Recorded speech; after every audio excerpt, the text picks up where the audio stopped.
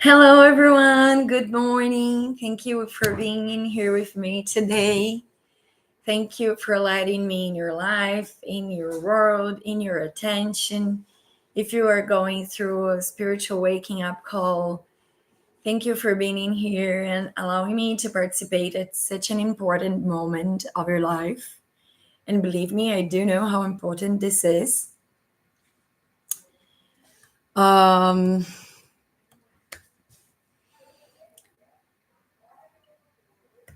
Today, I brought a subject that is really delicate because sometimes this is present in our lives even without us realizing it. And we have to be like highly um,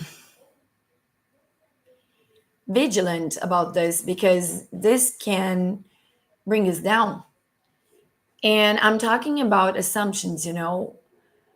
Sometimes we have an idea and we think that this is logic, and we think that because of all the things that we have seen and by the background of our experience, we can already prefigure what is going on in some points of our lives, as in the discussions with the relations we have, and professionally or intimately speaking.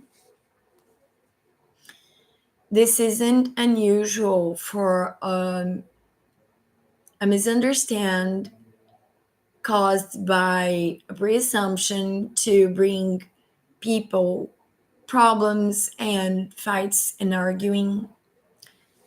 And we have to be highly careful about this because this is to only hurt ourselves.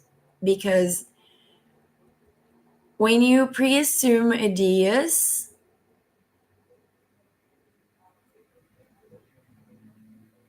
you're asking for the world to be in a kind of a shape of what you expect. That's quite interesting. So you have an idea, you formed that idea. In that idea, you feel like that is surrounded by so many concepts surrounding it that embases it and gives it a sense that makes logic to you. But have you ever seen that picture of a number six or a number nine drawn on the floor, and one person is checking from this side, so she sees the nine, and the other person is checking from the other side, so is she seeing the six? And that's kind of what I want to talk about. That six that can become a nine, depending on the perspective of who is looking at it. Why is that a big deal? Why does that make a difference? Because this can prevent people from arguing about misunderstandings, and this can prevent people from having bad energies brought up to their days just because of a simple mistake as making a pre assumption. Where does that affect? I will tell you where that affects. Sometimes we have like a really general idea of something.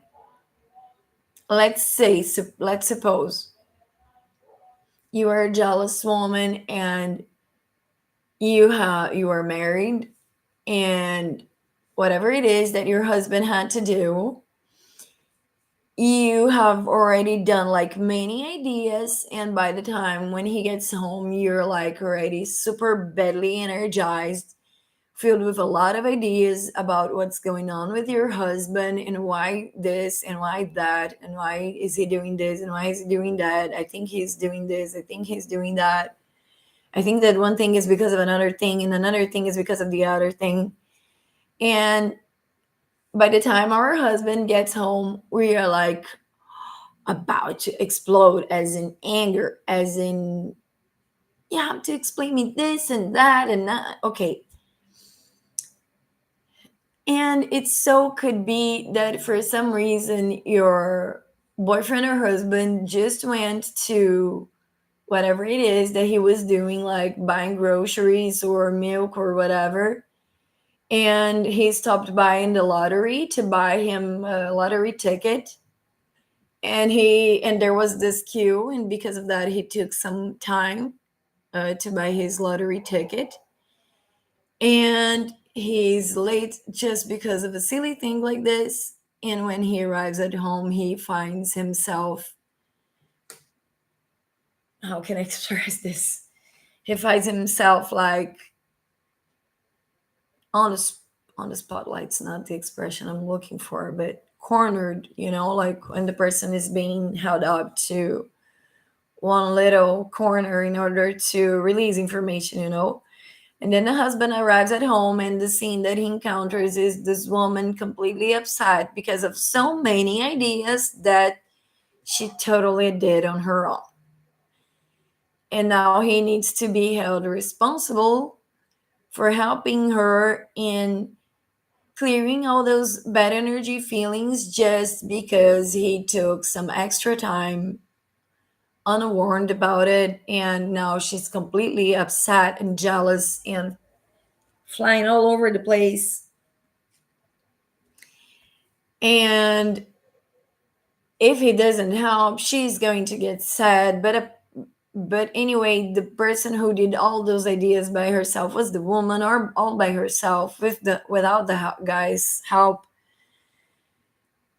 So it would be a moment for us to take the responsibility for our feelings and our thoughts of scary situations and the things that upsets us to the point in which we fear some things.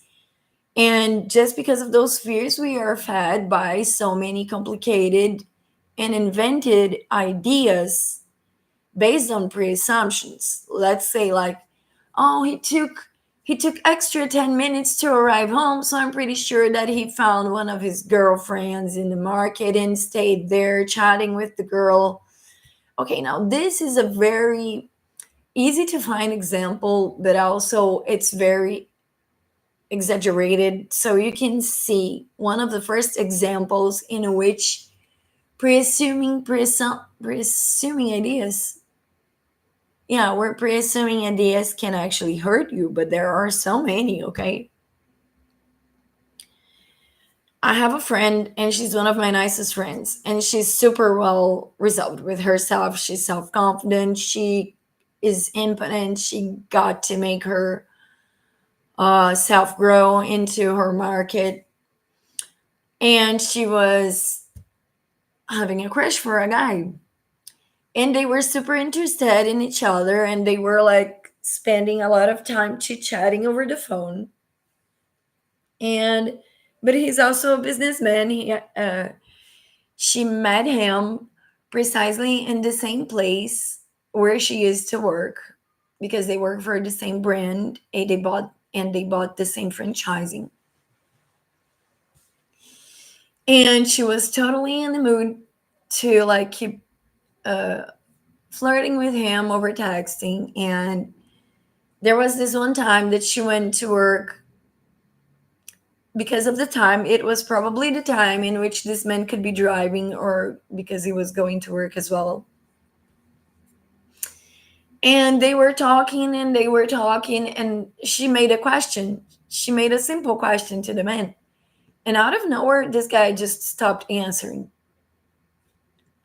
That was enough for my friend to come and say, yeah, I don't know. I think he's lost interest. He was talking to me, and out of nowhere, he just stopped. I mean, he could have gotten back with his girlfriend, his ex, and maybe he's not that interested in me. And I told her, okay, now what was the situation? She said, I was going to work and I needed to prepare myself for some meetings. And I asked him if we could talk later. And he stopped answering. I think he doesn't want to talk to me again, because otherwise he said, yeah, he would have said, yes, we can talk later. And she stopped texting him.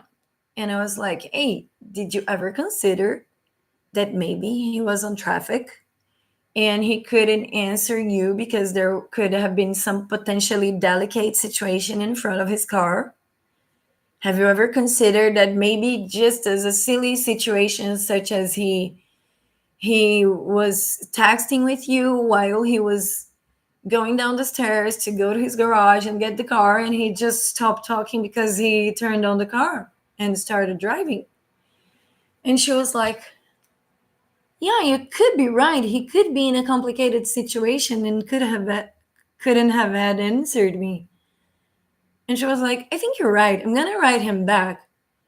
And just as this, the potential love of her life that she was almost losing just because she visualized a second perspective that gave her a different idea from the ideas that she was having, just that was enough for her to reach out for that crush. Now, I wish to say that they are dating now, but it's been quite some time since I don't speak to her, so I'm not really sure. And this is not the only way that this theme hurts our lives. I will give another example. That is one of the simplest ones, but in some families it happens every day. It happens every day, and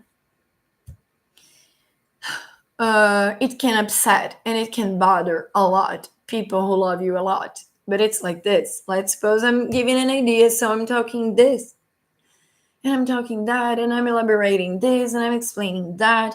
And then you come up with an idea on your mind that is saying to you like this: I think that she's talking about that. And then you want to give an opinion about that which you were just thinking. And then you interrupt the person talking and you give the rest of the idea that was formed in your head. And you say to the person, "Oh, you mean that?" And that person says, "No, I don't mean that. That's not what I'm talking about. I'm talking about something entirely different." And why is this important to notice? Because of the 6 and the 9 perspective. What do I mean by the 6 and the 9 perspective? Let me share with you an image. 6 and 9 perspectives. Am I gonna find this? Yes, this is a really good one.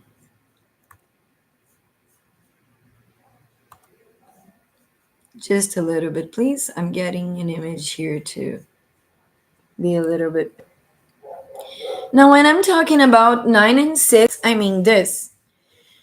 This image here is about one person that is looking to a reality. And in that reality, he sees the number 9. And from the other perspective, the guy is in doubt. He's like, no, I'm sorry, that's a 6. From their perspective, who is incorrect? Do you know what I mean? From their perspective, none of them is incorrect. Are they going to agree? No. But what can they agree on? They can agree that if they change their positions, they will start seeing like each other. That is called empathy. Okay, you put yourself in the perspective of the other and you get to understand the information that she's processing through sometimes overthinking. But then that's another situation. The overthinking part of it is part of what causes you to preassume so many bad ideas. Why can you not assume really good ideas? Like, if let's say if your husband really went to the bakery and he took extra 10 minutes from what's expected, you could have thought in the first place, I think he stopped by the lottery to get us a ticket. Okay, I'm gonna be rich today. You see, this is a perspective. And we can choose like many perspectives. Now, let's say this guy went to the bakery and he got 10 minutes late. He could have been stopped by one of those religious people that keep trying to convert other people into into their religion. Yeah, into the religion. And it's true, it could have happened. And it's so simple, but sometimes we're so nervous that we don't consider, right? And why is this going on?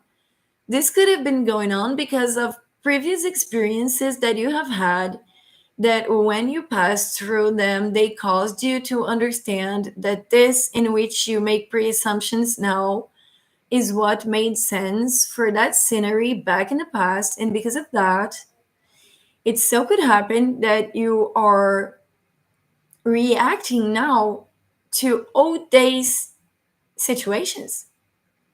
It could happen that you are now making ideas because you have preformed beliefs. So let's say it like this. Let's say that you grew up with your mother saying something like,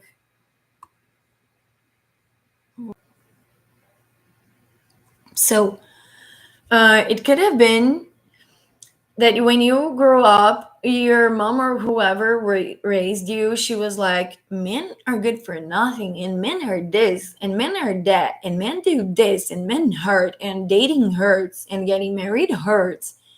And then you grow up with all of that information, and you see um, a man having a normal man behavior, and then the first thing that comes to your mind is, I don't think he's to trust, he's dependable on, because men are this, men are that, men do this, men do that, na na na na na na. And it so could happen that you are having these ideas because you have pre-built beliefs, and in those pre-built beliefs you are keeping a line of thought, a trend of thought based on that. And if you don't change that, you're gonna keep making those pre-assumptions that are related to make you feel the worst, that are related to make you feel uh, like bad things are coming, when it's not really necessarily like that. And why am I talking about this? Because I recently hurt myself with that. I had so many ideas in my mind, and because of that I made so many decisions. I treated bad some people that I loved because I had assumed ideas about them, and it made it look like correct from my perspective, but from the other person's perspective I know that she was also correct. And we had an arguing, and we had split up our our friendship. And I have gone through an experience just recently about this, that it was from the same perspective of in which my friend was before. And from her perspective, considering that I got to stand in her shoes, I understood that from her perspective, she was actually right. And I was arguing, trying to make my point to look right, and it did actually make sense. I did have a point. It was based on some very real impressions. And I was believing on the impressions, but I wasn't looking at what was behind those impressions and why was I was having those impressions, you know? And because of that, I know that I had to go back a really long way to correct my path with a friend.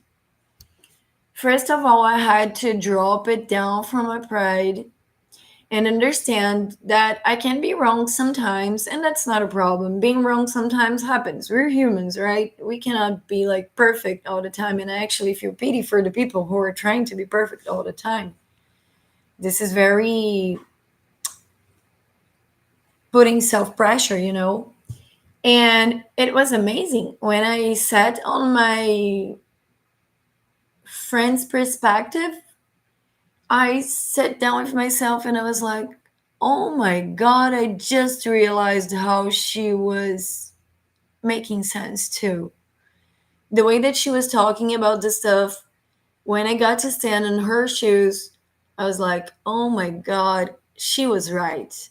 That doesn't mean I was wrong, but she was also right. Now I have to go apologize, have to tell her that because of some recent experiences that I have gone through, I got to see from her perspective that it actually made sense.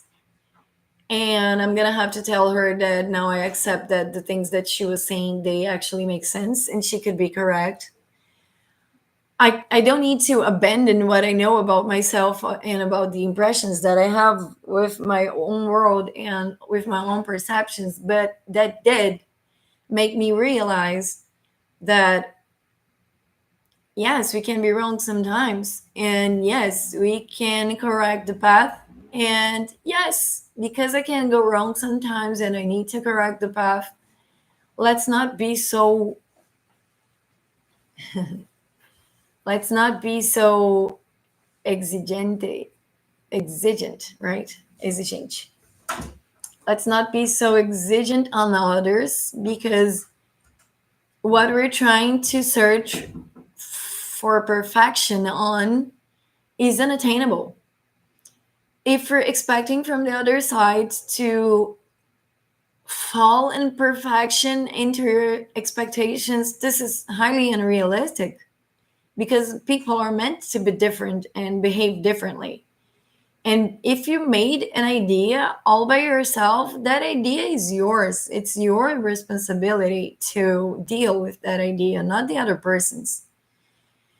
And yes, if you check other perspectives, you could maybe realize that the idea that you have also works from another perspective, and because of that could have other ways to think about it and process it. Okay, so I wanted to bring this by today because I really wish that you, if you are in your spiritual growth moment, I really wish you to drop a lot of old ideas behind you, because old ideas can keep you from getting new insights and new knowledge to process things in a different way, in a new way, okay?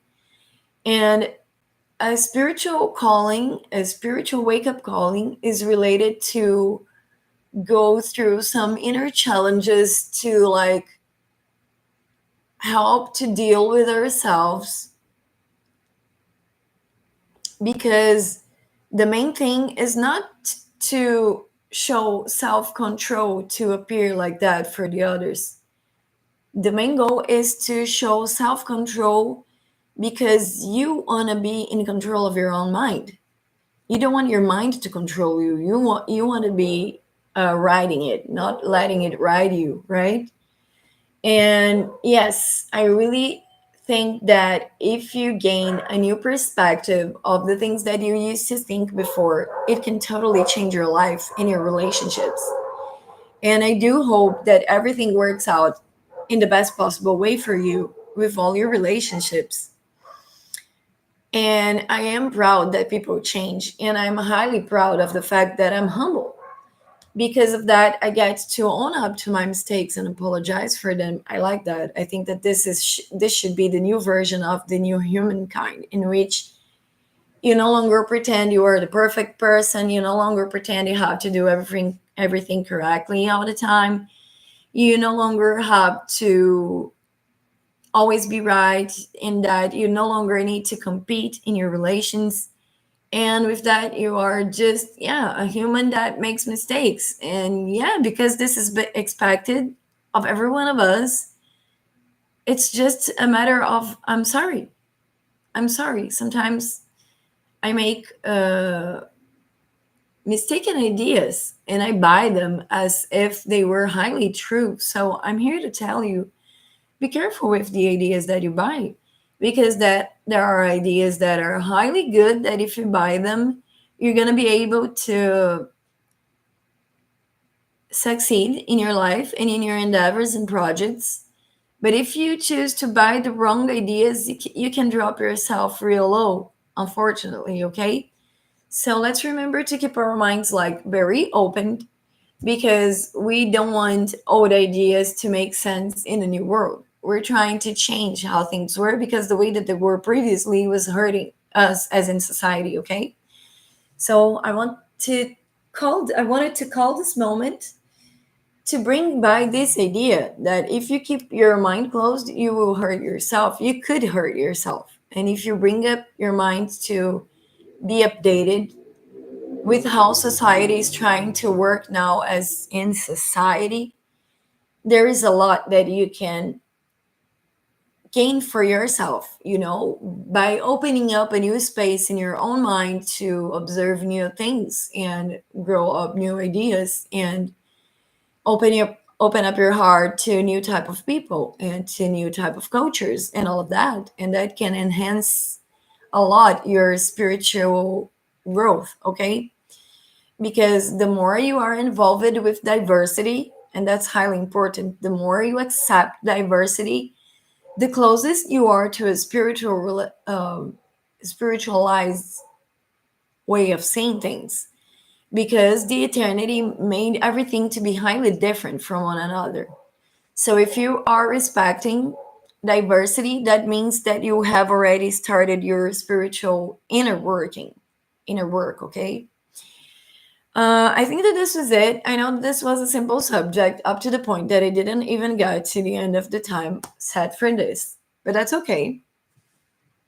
I hope I got to bring for us a good moment of reflection to think about the things that we do that can hurt ourselves and to reevaluate the ideas that we have in order to stop hurting ourselves. So thank you so much if you were in here with me up to this point, or if you just passed by, or if you're going to look it into the future, or if you have looked it into the past, because there are some people who are psychic, right? And yes, I hope that this brings you reflection and that you get to forget and forgive a lot, and that you may encounter the resolutions that make sense from other perspectives, so you can understand that not necessarily other people were mistaking you. Maybe you were just mistaking their words and interpreting in the wrong way. Okay, so thank you so much. I hope you have a great day. I hope everything gets fine for you, and kisses in your heart. Remember to pass by Love and Moon Boutique so you can give it a look on all the products that you can use on yourself and on your house to make your outer world reflect your inner world. And thank you so much, Love and Moon Boutique, for this space of healing concepts brought up to the world. Thank you so much. You know how much I love this space. And I hope to talk to you really soon. Kisses in your hearts. Bye bye.